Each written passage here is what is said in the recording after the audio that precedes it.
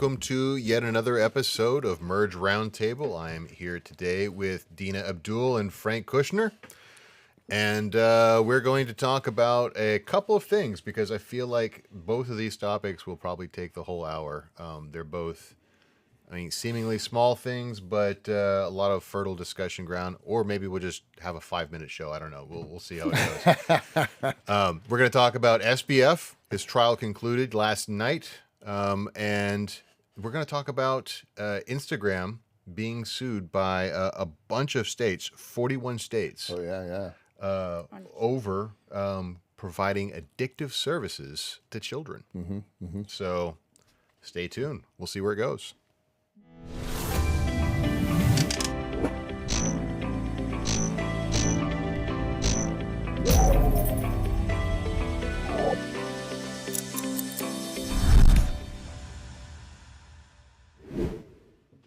So what about TikTok? The same thing or no? What? Because I feel like TikTok is worse than Instagram. I think they're probably going to get to all of them depending on what happens with this particular case. So yeah. So the I think TikTok is absolutely.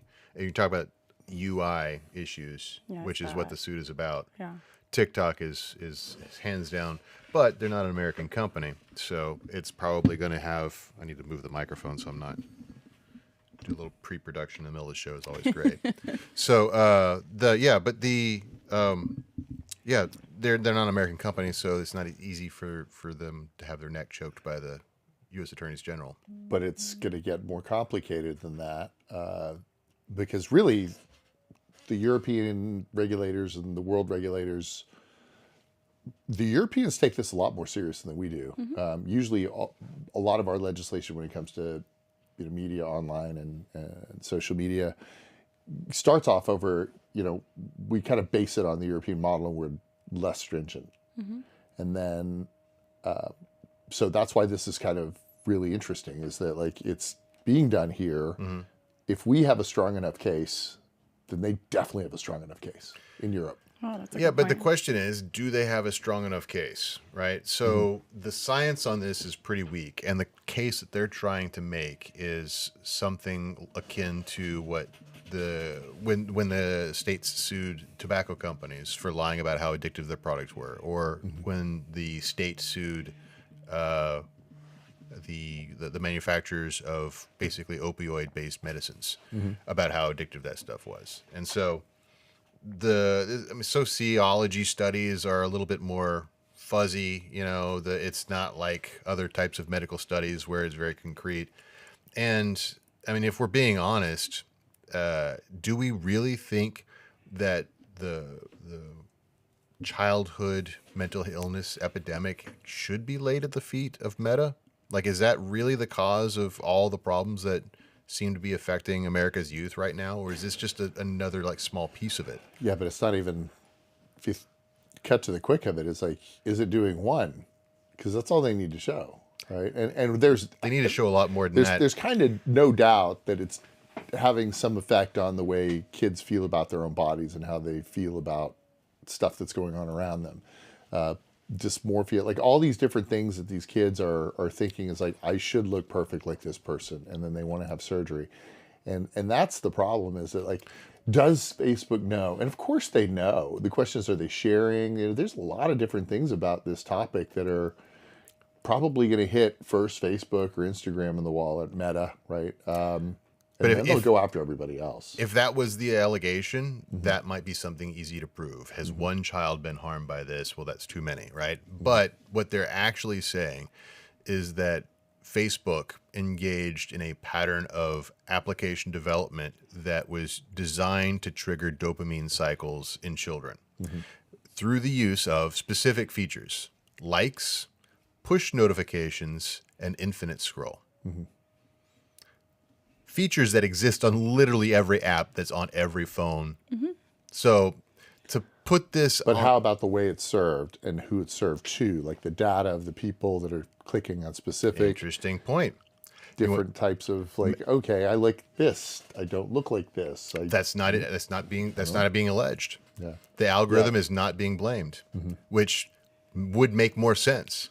if the algorithm is being blamed. But what is being blamed, or what Meta's response to that is look, we tried to build an app for kids because you can say we already have rules in place. It says if you're under 13, you can't get on the app.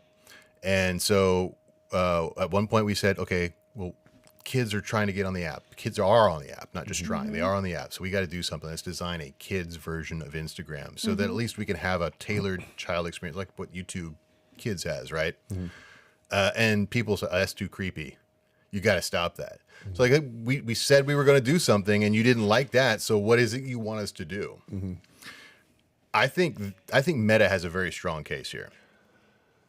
I think that's the unfortunate truth here because the states have not done a great job of because there's a huge portion of these lawsuits that is redacted, so we don't know what evidence they have. From what I know so far, I've seen I think there was a young child who was vegan, and I think his mom was suing one of the platforms because they need to cut out some of the emojis because it's like red meat and steak. There's cases that are kind of individualized, and then there's a young child who killed himself, I believe, from harassment from other students in school. So I mean, you don't feel like these cases are strong enough that can stand but against? That's not the same case, though. Yeah, that's not what they're. Individually. This is what I'm saying. Like if these were what was being cited, I'd say that the states have a very strong case that tugs on the heartstrings, and there's real palpable damage. But they're trying to hang it around some features that might be kind of what I would term as dark UI, dark UX, but it's not proven. There's there's no evidence out there in the public that says that these are bad. I think it's obviously I haven't seen the actual case. I just what I've heard about it and read about it. And I think that there's going to be some pretty interesting things that come out. Yeah, right. I and think I think so. that this Of course. This is a pretty interesting. Yeah. Like this is like the United States going after it. But if it's just close enough, then Europe will definitely get them. It's just like with the Google case, right? All kinds of interesting stuff is coming out of that case still, like the antitrust case. And so we're for sure going to get served up if this thing goes to trial, which it probably And hey, they're cash rich. The government needs money. Right? Jeez. Well, see, this is the thing, right? They don't have any money. I don't think that anything's going to come of it, though, right? Because they are cash rich. I mean, this is kind of the cost of doing business. The case is kind of weak. They'll probably pay a small fine, and nothing will get resolved. Yeah. Well. No change would happen. Sohail and I were talking before the show. I think the more at-risk population, at least in Meta's demographic, is boomers, not children. Have you been on Facebook since the pandemic? Like our parents are not doing well. I'm not doing well at times. Like I think yesterday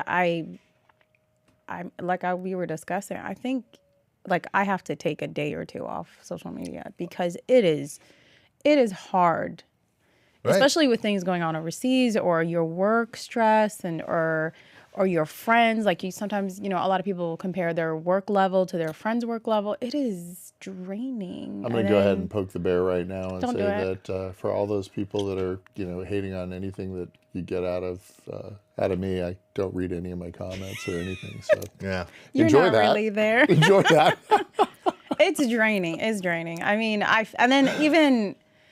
But I think that's the problem with social media for both the youth and I was being a little tongue-in-cheek. Both the youth and the boomers is neither one of these demographics seem to have the ability to pull back, and they just get further and further extremely online, and further into this rabbit hole where it's bad for the mental health. Like most people, kind of in the middle, like millennials, Gen X, seem to have like a escape valve somewhere. Like Gen X, we just don't care what people think of us, so we're just like, okay, click. Whatever. Wait, so I thought I was an elderberry. So You are. Where am I? You're in the middle. Like so, that's what I'm saying. I'm Like in the millennials and Gen X is what is. I think we, for some reason, live in this. We saw it a little bit before and a little bit after, like the extremely online era, and so we, I guess, have this ability to, pull back for whatever reason. I don't know. I'm not a demographer. All I know, like, okay, so my daughter broke her phone a couple weeks ago. She's been without a phone. Oh my God. Is she surviving? it was hard for her. It was really, really hard for her the first 2 days. And I mean like tears. Like she was crying. Like, I'm never, and I'm like, sweetie, what do you use your phone for? TikTok. I'm not on TikTok. I'm going to lose all my streams on Snapchat. And I'm looking at her, I'm like, you sound ridiculous. Like, can I record you right now? And then as time went by and she began to do other things, I noticed that she was so regulated because she'd ask to use my phone. So I'll give her my phone. She'd last like 15 minutes. So the time got shorter and shorter. She made the basketball team. She's hanging out in the living room. She's talking. She's playing Uno with her brothers. So I absolutely believe it is attacking their mental health. 100%. Social media tells you what to wear, who to date, advice, what you're supposed to look like. That's my wife. And how to make your millions. Mm-hmm. You know what I mean? And then let's not even talk about kids having influencers like athletes or celebrities that I think my daughter was like saying, well, you know, something about Cardi B is not that bad. And I'm just like, I'm sorry. What are you talking about? Or she'll sing a song and I'd be like, sweetie, that's inappropriate. We can't sing that song. We can't repeat that song. I beg to differ. That's freedom of speech. You know what? You're just throwing rocks over here. You're instigating.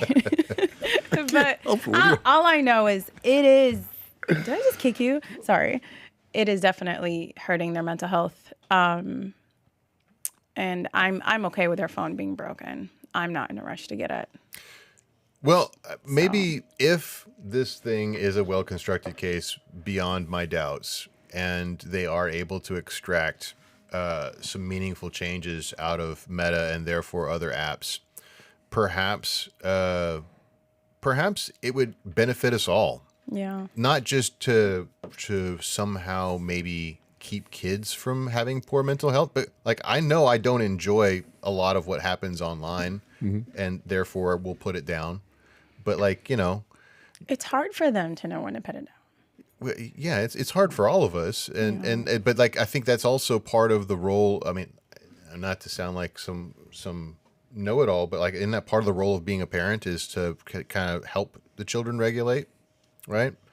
And that's I don't want that. I don't want the government parenting my kids. Is what I'm saying. Go camping at the top of a mountain where there's no internet. Right. You know, that'll Or break just them for a break couple their of hours. phone. Yeah. Put their phone in the toilet. I found out later she dropped her phone in the toilet and she didn't want to tell me. That's it happens every. Rice, Or bag we of go rice. back. We go back even to the social engineering where I was intentionally sending them certain videos so they can open it and it kind of changes their algorithm. But even with that, they're still spending time on there. Sure. And that time goes, and I find myself doing it. I'd be like, oh my God, an hour just went by. I could have literally folded the laundry. I ruined my wife with Instagram. I got her on LinkedIn because I said that she needed to start working on her Instagram or her LinkedIn profile. She's a professional speaker. Yeah. She has, I like to say that she's on the gray side of the equation. I'm the red. I'll buy Philip Morris, but she works with children with learning differences. And I was like, people want to hear that. Absolutely. You go on YouTube, there's like but there's like very old content that talks about the kind of stuff that she does. And so she's finally gotten to that point where she's doing it. Yeah. But now she's getting sucked into all of the social media. Like we'll be hanging out doing something and she'll be on Instagram. I'm like, oh no. I'll be honest. Be in the now. Yeah. Be in the now. It's so I'll be honest. My I sit here entire morning routine has changed over the last few weeks because of the conflict overseas. I literally wake up now to just see if there's journalists that I follow that are still alive. Like my entire brain has been structured now around social media. And it's bad. Like it's to the point where I'm like, I'm going to get up, I'm going to pray, I'm going to wash my face, and I'm going to go do something else. Like I have to walk myself through it now because it has now become my source of news or my source of educational stuff. There is stuff on there that I like to learn. Yeah. There's professionals out there I want to hear from. So getting back to that case based on what you just said, is like, there's a reason you're thinking that way because you've been programmed to want to see all of that content, like Vegas casino within 3 every weeks. day, really close to you all the time. Yeah.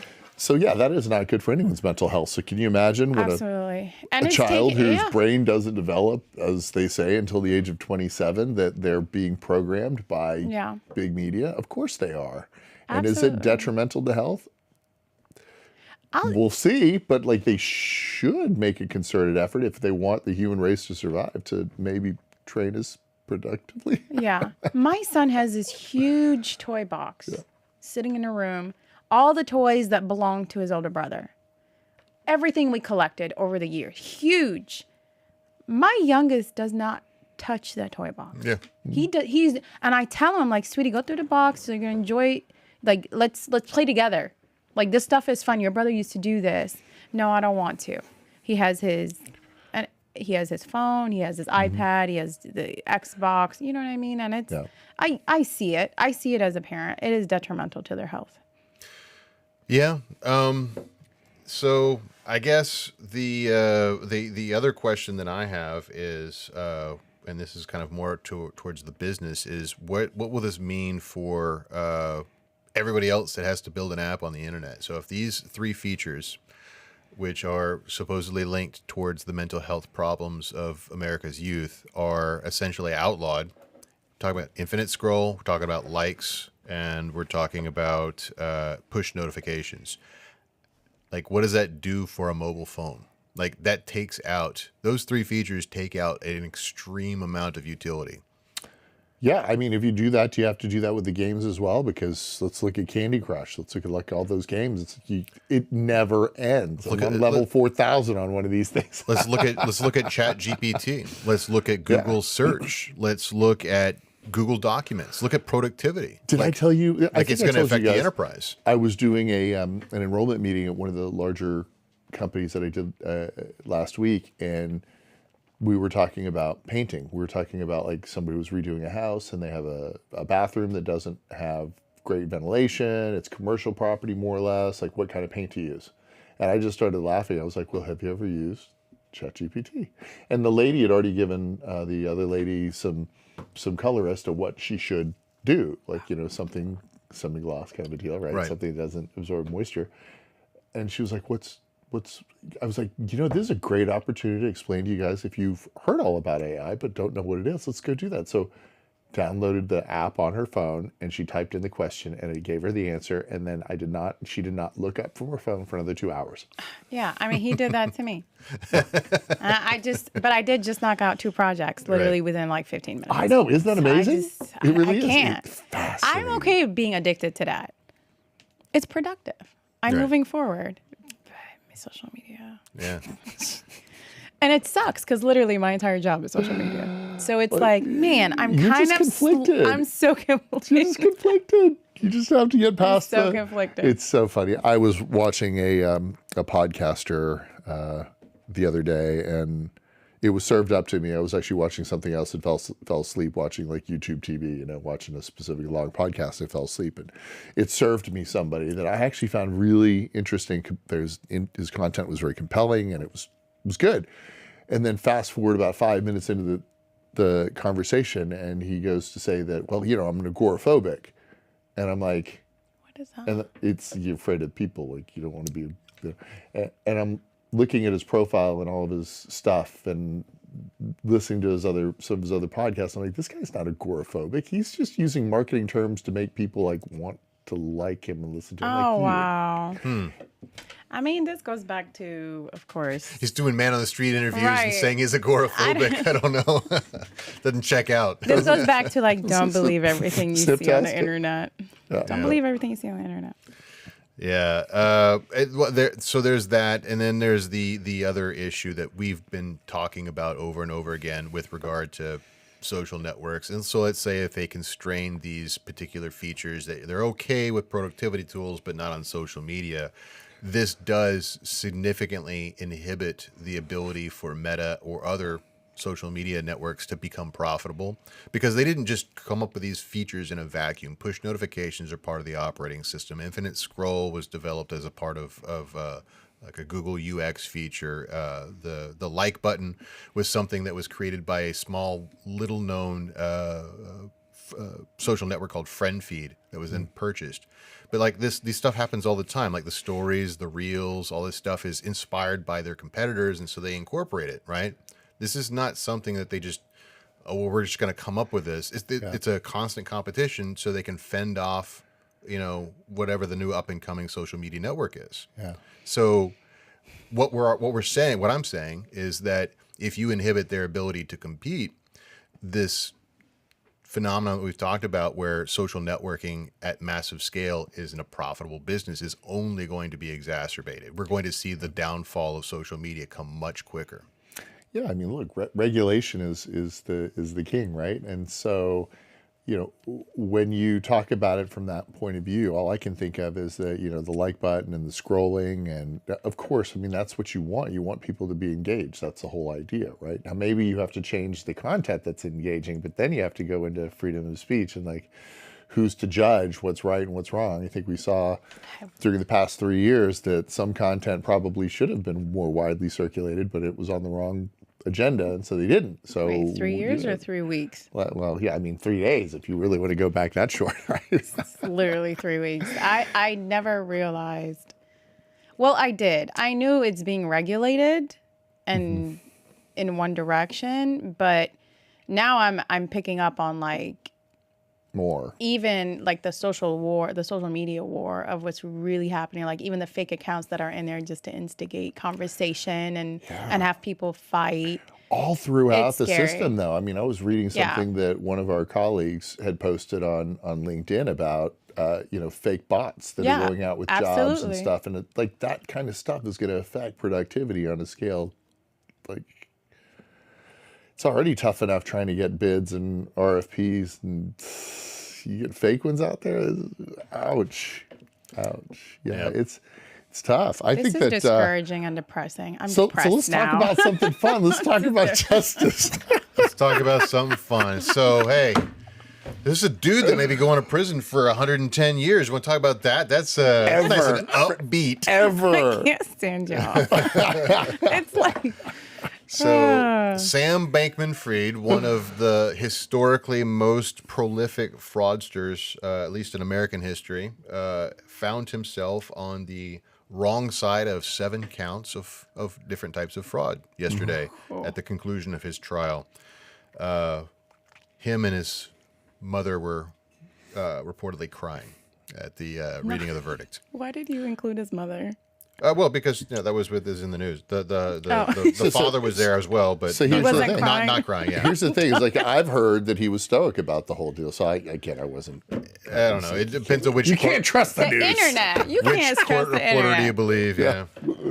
Well, he was not crying, but like it was like a quavering or on the verge of tears, is what the court reporter said. So I just find it fascinating that like there was any thought that he was going to get away with it. Like Really? this is the I feel like most immense. Like, keep in mind that the amount of money is just mind-numbing, so it just doesn't make sense, and people kind of laugh about it because it's like, well, got away with it. No, but that's a lot of money, more than Bernie Madoff, and some are saying again, if you're wasn't on American soil, he was in the Bahamas, but we all know. it's American money. It doesn't matter if it's on American American soil. to be honest, I'm not surprised of what people get away with anymore. People are getting away with a lot right now. So I wouldn't even. But here's the thing. But right? is it okay? But is that okay? What doesn't matter anymore? We've lost all faith in justice at this point. So Well, are you I blaming have. this on Grand Theft Auto like me? What games No, are it's you it's playing? Meta's fault. Come on, get with the 41 states agree. It's Meta's fault. It was Come on. Hamas. So Hamas's fault. no, here's the lesson here. The feds never lose, right? So it doesn't matter if it's justice they're pursuing or not. If the feds have you in their sight, they're going to win. And like it doesn't matter how many judges you pay off, or how many senators you own, or how many state reps you own. They don't have jurisdiction over the DOJ. And if the DOJ says you're going to go down for something, and then you go on social media and the New York Times and say, no, I didn't do it, it was my girlfriend, you're still going to go down. Like, it doesn't matter, I don't know. So what's going to happen to the others? The others, oh, well, they all took plea deals, right? So they'll probably get lesser sentences, probably about 5 to 10 years each, which means they'll probably serve, about 85% of that. Do you think they have a cookie jar with shared keys in it? So like whoever gets out first gets to pick first? I want to know how you're extracting the comedy out of the situation. But I guess, so he got, what, 110 years? It's not me. That's true. Oh, he'll get. They haven't sentenced him yet, so he's going to get. Okay. It's probably not going to be 110 years. Like it'll be a high number. It'll be probably much longer than he has to live. Because like even 30 or 40 years is a death sentence when you're 30, right? Like you're going to come out when you're near the end of your life. But it probably won't be 110. But if it is towards that upper end, I mean, what they're saying is he's going to probably end up in a medium, which is a projection of basically it's going to be over 20 years, but under 30. Because if it's over 30, he'll be in a USP or in an ADX. So that's I haven't talked to my prison bookie who had in a while. If my PO's watching, never. But when we were across the hall from each other, he was saying it was probably going to be about 25, 30 years. Of course, this is before he was officially charged, but that was his estimation, and that looks to be about what people are saying now. Oh, jeez. I mean, the bookies are usually right. That's all I'm saying.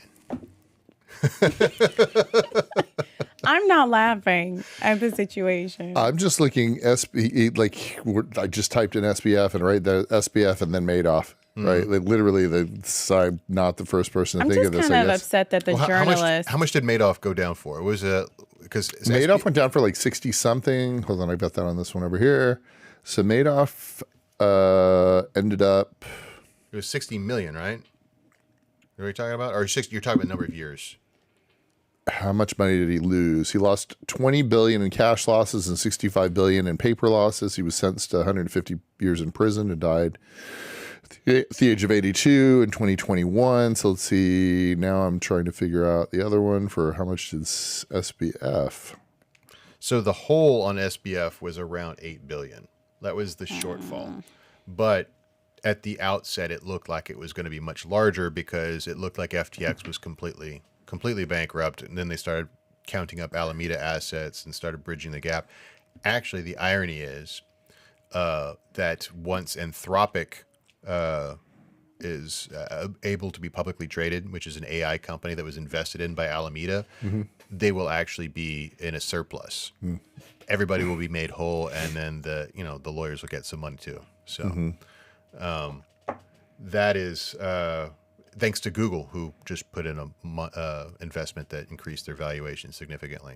Anthropic being the AI company that split off of Chat GPT and created the AI called Claude, which Jim is a huge fan of.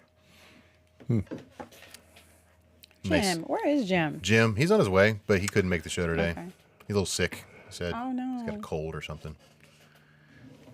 So from a point, since we have this the North American blockchain meeting coming up here in November 15th. That's right. 18th, I think. Yeah. Yeah.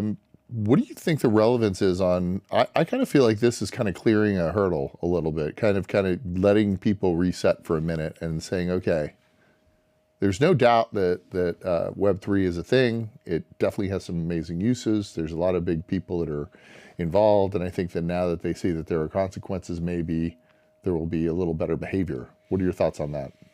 I think that is definitely the narrative that crypto people are going to be pushing.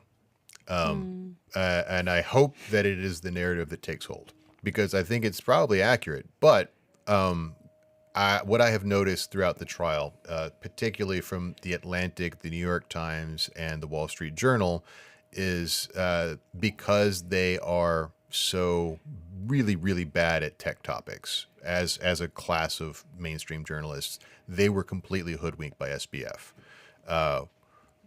Before all this went down, they had all called him crypto's golden boy, which I guarantee you 100% nobody that actually is in crypto ever called SBF a golden boy of literally anything. They call him a weirdo with a polycule that was extremely well financed by a hedge fund out in the Bahamas. But nobody thought he was our golden boy. We just thought he was just some guy that came along. He was a Jane Street investor. He wasn't even a crypto native, right? Thanks for bringing a lot of attention that pumped up the value and rug pull. Right. So my point is that these mainstream publications have they feel like there's a scar there. They got hoodwinked, and so they're not going to let the world forget that this was the best and brightest of crypto, and he was a fraudster. So guess what? Everybody else is in crypto. I think the competition between that narrative and the other narrative is what we're going to have to watch and see what wins out. And the other narrative being is they were so stupid they got hoodwinked by an obvious fraudster that everybody thought was. They're making an example of him. Right. So where does the vector of AI with Web3? Oh, that's a fantastic question, and I love it. Because nobody's thinking about this yet. Very few people are thinking about this. Like I could probably count on one hand the number of people that are thinking down that line. But the marriage comes in primarily with the concept of Dows that we've talked about on the show before, right? Distributed autonomous organization. It's something when you have a group of people that need to make decisions over a single set of purse strings, right? I had the epiphany when I was about 3 or 4 months ago working with a tool we talked about on the show called Autog GPT. Remember that? And it's basically this set of software that you can use with Chat GPT and other chatbots to turn them into agents with their own animus. And I like to think of it as a submind, almost like a subroutine. Right. It's basic. Because what does Chat GPT do by default? It just listens there and waits for you to respond, right? But an agent gives it a mission and it lets it do its own thing without human intervention or with minimal human intervention. And so I was watching this scroll by my screen. I gave it a project. It was working on it. I don't even remember if it finished it properly or not, but I do know that it got stuck trying to figure out the APIs for OpenAI. And so it opened a chat window with the chatbot on the OpenAI API website, and it was having a conversation with ChatGPT's own help desk. Wow. And the brainstorm that occurred to me is like, this is microtransaction ready data, right? They're in a fully fleshed out agent world, like they're only going to query each other for exactly what the information they need, and they can pay pennies in crypto. And how are they going to do that? They're going to use the same tooling that we use for Dows. They're going to be given a project budget. These agents will go to work and say, get this thing done. Here's the money you have to get it done with. Go out there and buy the information that you need that you don't already have. That's where it's going to cross over. That's crazy. Holy shit. Isn't it? Yeah, that's cool as fuck. So I'm just sitting here thinking of ways to capitalize on that. Pardon me. It's all there. Like the tooling I'm exists. Just trying to process everything he just said slowly. So, browser in my mind is open and stuck. Giving Mine is just like processing. I need the definition and the encyclopedia. No, I think that's pretty cool though. So I mean, like, It's limitless. It really is. I mean, like we've the type of innovation that happened during the last bear market with Dows is actually pretty stellar as well. So we have more than capable tooling for stuff like this. Where we're at on the agent development process with like ChatGPT and other LLMs is very, very nascent. And there is a lot of innovation that still needs to happen before we get to that type of a world. Autog GPT as a product spent 6 months going down what turned out to be a cul-de-sac of development, and they've completely wiped away a whole branch of their development or starting over with a new theory on how to develop agent minds. So we are pretty good distance away from that being our reality, but like you can see it down the road. Like it's there. We just have to get there. And when we do, that's what the intersection will look like. I think that the biggest, heaviest lift is still the cost of electricity, cost of energy, right? Right. But when you have an agent that's responsible for a project, it's also responsible for balancing that budget. Yeah, it's going to have to, because if you've got it running all the time, it's going to keep sucking money unless it's only coming on at times where it makes it relevant. Something's going to be out there touching it. So right now we're at this. We're still just to tell you how far we have to go on this. Right, we're at the very starting point where we're trying to figure out what just this metacognition theorization of what actually makes a proper mind operate. Like, how do you come to your own decision making? Like, we've been talking about this in philosophy for 5,000 years, but now we're putting it into practice by building another mind. Right. So we've got the decision-making capability in Chat GPT, but it has no animus.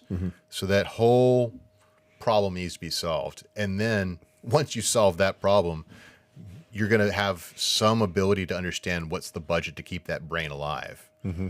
And then you have to decide, okay, now is this brain more expensive or less expensive than hiring a minimum wage worker to do the same job if it's something that a human doesn't actually want to do? I'm still seeing iRobot right now. It's all in my head. Just want to upload my consciousness to the cloud and have enough money in crypto to continually pay for myself to survive forever. As long as there's no solar flare. Not a bad This idea. is the dream. It's not a bad idea. This is the dream. Well, you could always I'm put literally yourself... envisioning all the robots. And then that yourself one on a- villain robot. Put yourself on a satellite and send you out after Voyager, and that way you'll There you go. get away from the solar flares. I don't know. Well, and this is the other thing too, and we were talking about off camera this morning. Is Moore's law still hasn't been defeated, right? So at some point, the cost of that compute will come down to a level that will make it a negligible rounding error for most applications. Right. That was what happened with mining. This is where we can take the lessons of what we've seen for like the last 15 years in Bitcoin mining and look at what we have in our future with AI data compute centers, right? People will develop ASICs, people will develop application-specific circuits because it's incentivized to be lower cost, denser compute centers for the same amount of task, which will ultimately lower the cost of running ChatGPT and other things like it. Did we get to the point where you were like, I know that we said that Jim figured out the name of his mental bot or whatever. Have you beaten up ChatGPT to come up with Come up with a name? No, with a name? no, not yet. I should try that. Wait, what is Gems? I forget. It was like some. So there's people that are extremely online when it comes to like ChatGPT that will ask the bot to name itself or what its name is. I'm trying to remember, what was my friend Zoe has one too that she got. It's like an artist persona that's deep inside of ChatGPT that she can call out and always has the same name. It's crazy. So it's like, Tony Stark on the shows is like, Friday, go and, transfer money and buy this and ship it, right? Yeah. So for all of us that didn't know how to use crypto or transfer money from one to the other, the AI, so our sorry. AI bot, Excuse bless me. you, Thanks. the AI bot will do sorry. it for us. Friday, go figure it out. Yeah. There was a episode of American Horror Stories, which is like an anthology version, so it's like Black Mirror. Yeah. Horrendous show, like really bad. Yeah, it's horrific. I mean, I'm a fan of the regular one, but horrendous. But It's bad. this past season they did one about basically an AI chatbot, that personal assistant named Daphne. Literally, Frank, the character in there was you. I The bad one or the good one? I gotta see this now, please. You gotta pull up the episode. One of the plot points was he was an art seller, and he had the chatbot automatically went into the auction and looked at and analyzed everyone, looked at their history and like bid them up to their point of breaking, like right up to where they wouldn't bid anymore. So would like inflate the price of these auctions. Wow. So I could see you doing that, Frank. Yeah, I think maybe we need to use this to our advantage. But that's great. also speaking of AI, have y'all heard of the The Beatles have a new song. They used AI to. It's their final song. You hear about that? Came out today. They found some of what's his name, John Lennon's vocals, and then I guess used AI to enhance it, flesh it out, and then had the other two, Paul and Ringo, still they're still alive, right? Yep. They're the one they fleshed it out. So I don't know.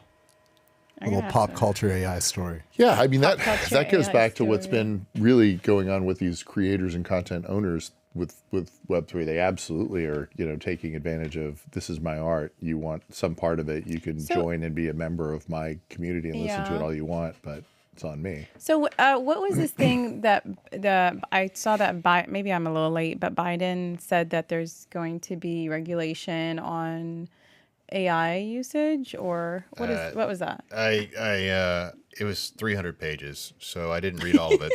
He's got a year to get it passed.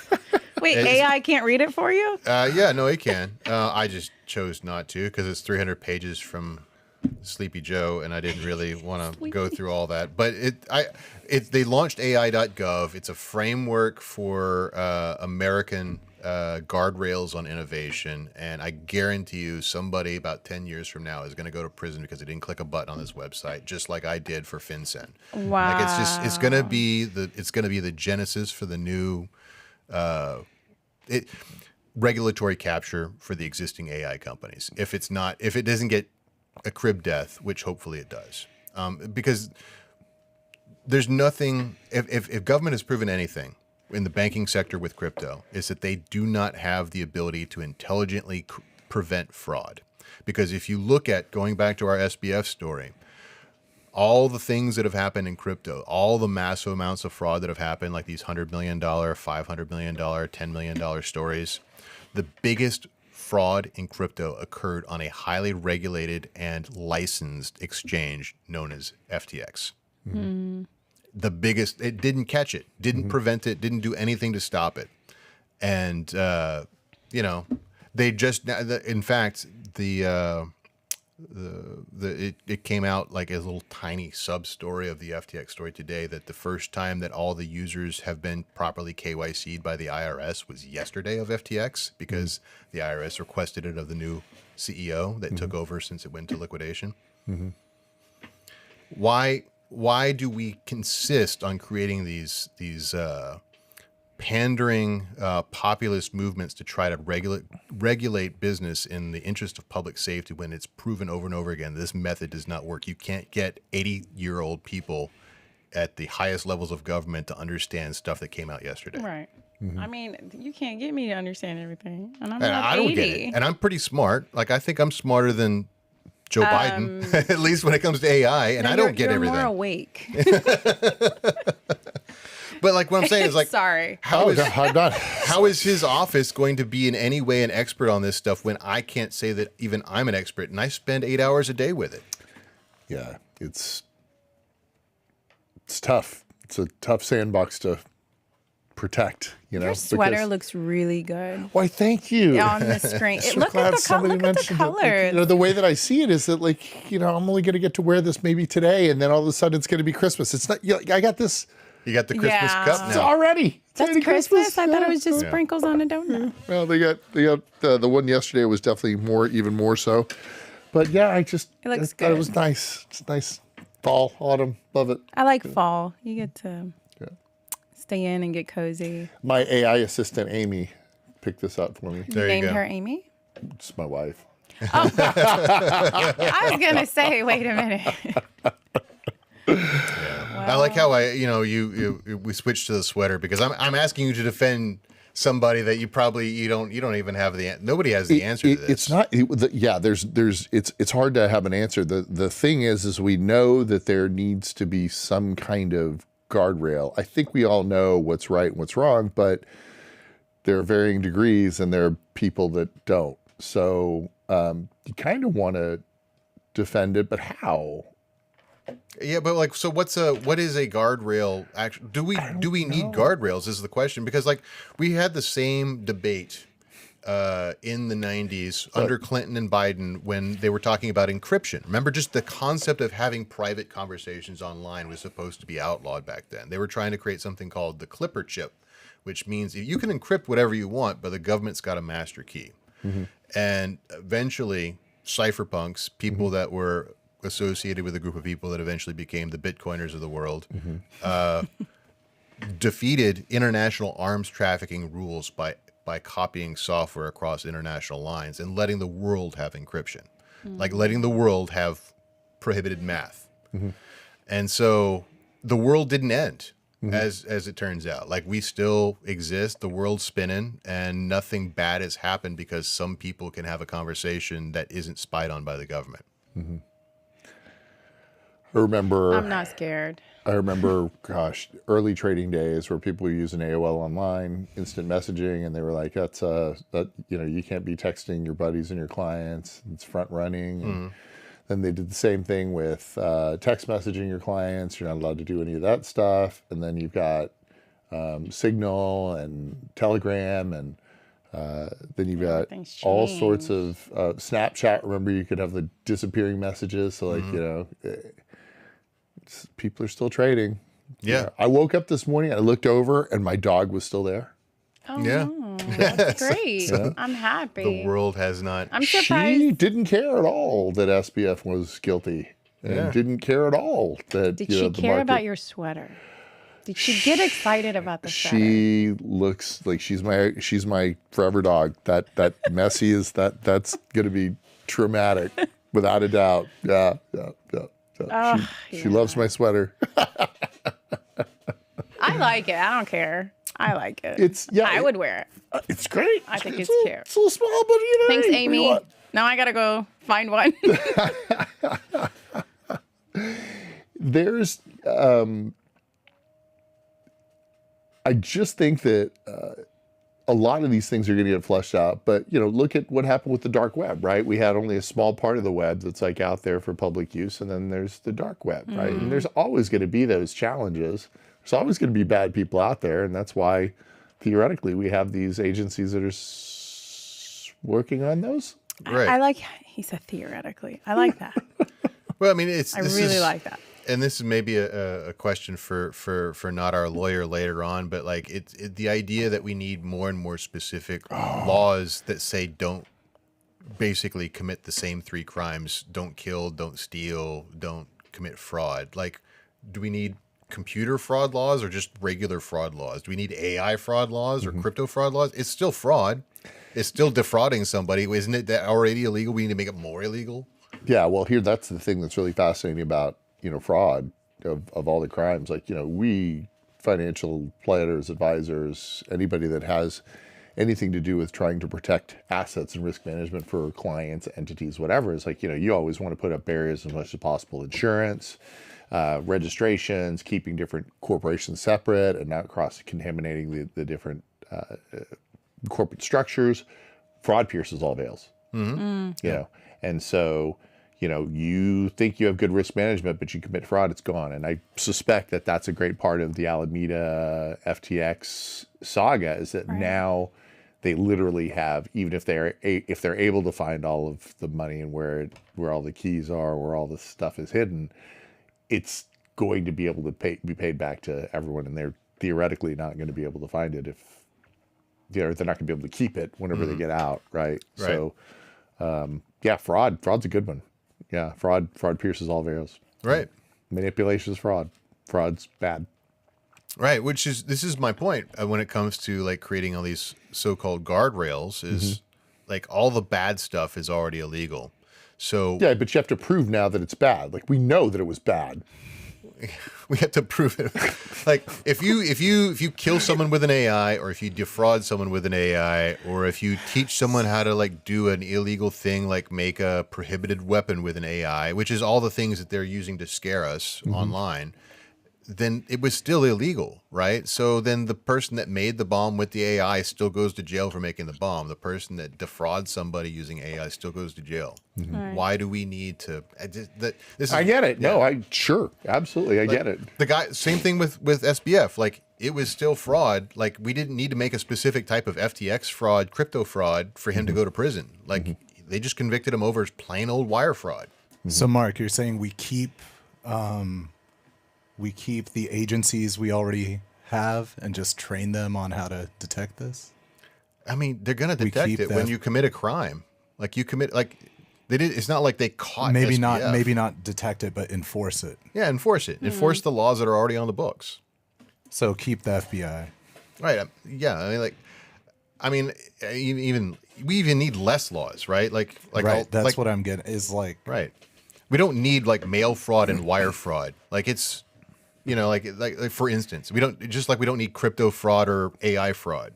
Just call it fraud. If someone takes money from somebody else through the lying, you know, whatever the dictionary definition is of fraud, the legal definition of fraud is, it's satisfied. It doesn't matter what tool they use to get there. So it's just too easy. I have to do it. So how do you suggest that we recodify everything? Just start over and just say, you know what? We're going to take all of this legal history. Guess what? It's all on the web now. We're just going to go ahead and delete and then start over. Like, how do you get rid of the extra codification? Sure AI has an answer for that.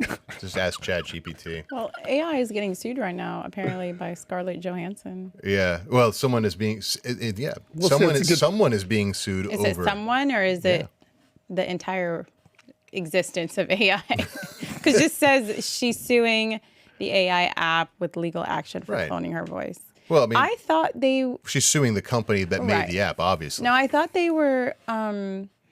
I thought this was a thing now where celebrities were allowing their voices to get cloned. Well, I think that's a big part of probably what the strike was about. If you use, let's say you have a contract with XYZ Studio who has the rights to use your image and likeness, then do you have to be paid because they already paid you for it? It's already in the contract, right? So they're trying to find a way to. Well, I thought the strike was a writer's strike. It was everything. I mean, they had a lot of things. Like, let's take. I mean, if you take a look at, that's the one thing that I thought was pretty legitimate to make sure that you protect. It's you. It's your image. It's your likeness. It's your brand. I mean, why would they not pay? Because I don't understand. Because let's go back in time to when we had a TV with the turn button and you had 3 channels and then maybe some other stuff, right? That was television. Right. And then fast forward to HBO and all these online cable companies, right? Real cable. Take a look at Welcome Back, Kotter, which is no longer on TV, but they're streaming it on HBO with regular cable. It's not TV. Your contract isn't valid. It is a different media, different medium, and your contract doesn't apply. We own the rights to this show, and we're only required to pay you royalties on television, not cable. So the same thing kind of was happening, or probably was happening with they wanted to get ahead of it. And let's talk about AI and computer-generated me and who has access and rights to me. Yeah, it just wouldn't make sense to have access to someone's image and likeness and not pay. It just does not make sense. You're an entity in a corporation that has rights in a contract saying that I own you. But see, this is the problem, right? With getting too specific, right? This is the reason why I kind of have an understanding of this, even though I'm not a lawyer or I'm not like a legal scholar of any kind, is I've written governance for Dows and I've written smart contracts. And if you look at the history, so you're part of the problem. You've created some of this capture. And then he wants to simplify it. Tell us. Tell us. Well, that's how you fix these problems. Is you don't go super specific. If you get too specific, you create perverse incentives. Okay. Right. Yeah. If you look at the first DAOs, is they were too specific. The first DAO that was on the Ethereum ecosystem, which caused a major chain split, caused a lot of pullback from Ethereum in the early days, almost killed the whole network, was this thing called the DAO. And the idea was that it was similar to how current DAOs are being structured, except everything was on chain, as opposed to it being a loose federation of things that could be upgraded and composed and fixed and bug fixed. Everything was locked in, and very specific. And what ended up happening is not somebody hacking Ethereum and hacking their wallets, but using the system of incentives that were codified in there and going, here's a loophole where I can vote myself the entire treasury. Yeah. And by being too specific, you allow people to analyze things. Whereas if you go with a kind of a broader term of, look, I am engaged in a contract with you that's, you get to use my likeness, whatever, across any medium for this term or for this amount of money, that creates a more spirit of the law, spirit of the contract type thing, where it doesn't matter if they used AI to clone your voice or if they're broadcasting it using a TCP/IP connection or a analog cable connection. It's still a broadcast right, right? It doesn't matter how it's being, disassembled at the network layer. So let's say we keep it general and it covers whatever, instead of making it so specific, what would keep them from, well, we changed it 20%. Like in the designer world, you can change 20% of a design and make it yours and it's legal.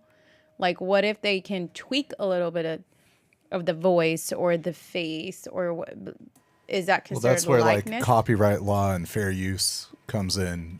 You're not passing it off as that person. You're passing it off as entertainment or commentary or right.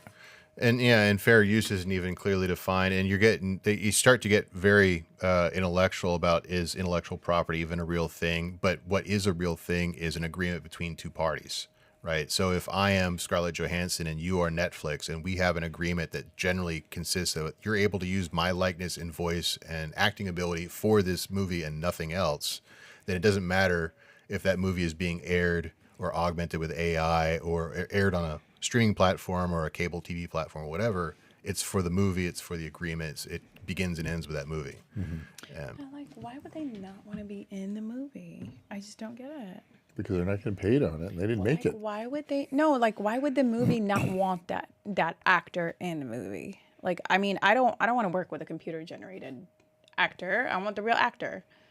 I mean, it all goes back to that first Black Mirror episode of this past season. Yeah, that was creepy. I feel like that's an You oracle. guys in your horror movies, and you wonder why it is that the world is so dark. You should be watching comedies. Okay, look, I don't know if anybody's ever thought about this, but I think about this all the time. Like, how strange does a mind have to be to create horror movies like, okay, like I have an answer. like horrific horror? Like, what are they doing? Like, what are they doing at home? So I have a dear friend who is a writer, and she won.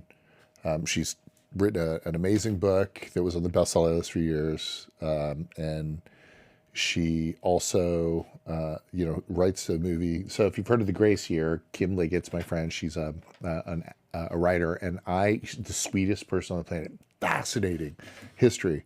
But I asked her, I was like, how do you write this? Like, this is creepy. Like, all of this is like Anne Rice Award vampires. I'm not that genre guy, but how do you write that? She goes, I'm afraid of everything. And so there's the person who can explain in detail the scariest, most traumatic things are people that are afraid like me.